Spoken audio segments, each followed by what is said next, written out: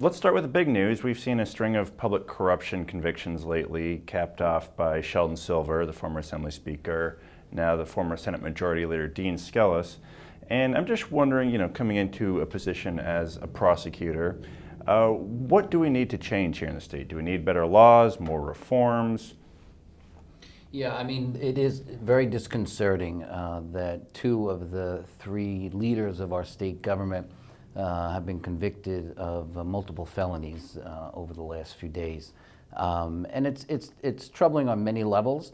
It causes a great lack of confidence in government, which already is endemic in our society. Voter apathy, participation is low, and this makes it only worse. What happens in Albany, I think, is that people go up there and they think that somehow they're above the law or they're somehow isolated. And what I think we as New Yorkers, anyone in New York State, we have to be more mindful to hold the politicians' feet to the fire, to watch what they're doing, and that applies to the press as well. Everyone needs, the Fourth Estate needs to be involved in that as well. But we have to make sure that good people are elected to office, and that requires voter participation.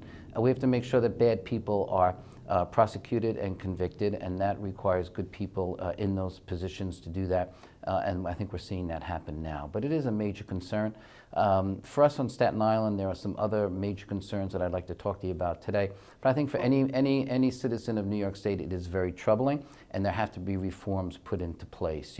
I was a member of the New York City Council, and what we had in the City Council wasn't perfect, and there were cases of corruption and crimes, but generally speaking, it was a much more transparent legislative body. I think if you as a reporter wanted to find out what my budget was, where my money was going, who was working for me, you could find all that out, and my actions, I think, were much more transparent. There's a fog that sits over Albany. I think that the people don't exactly know what's going on. There's some very good people there, don't get me wrong, and they're working very hard, and they're very committed, and some of my very good friends, but there's also, there seems to be the ability to engage in criminal activities there, as we saw in these two cases, that should not be allowed. And one thing that's remarkable about these cases is that they are being prosecuted by the federal government. Mm-hmm.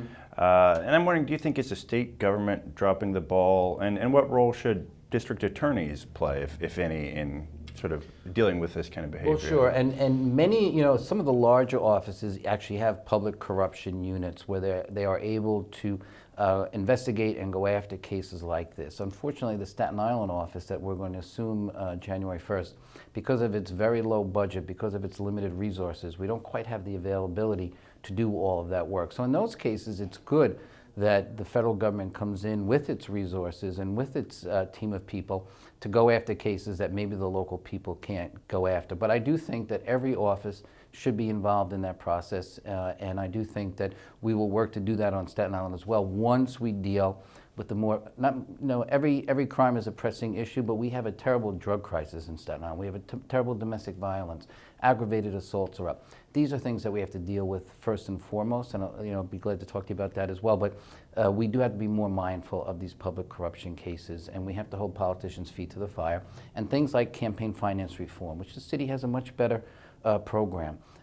Term limits is something that has to be considered as well. You see people get in power too long.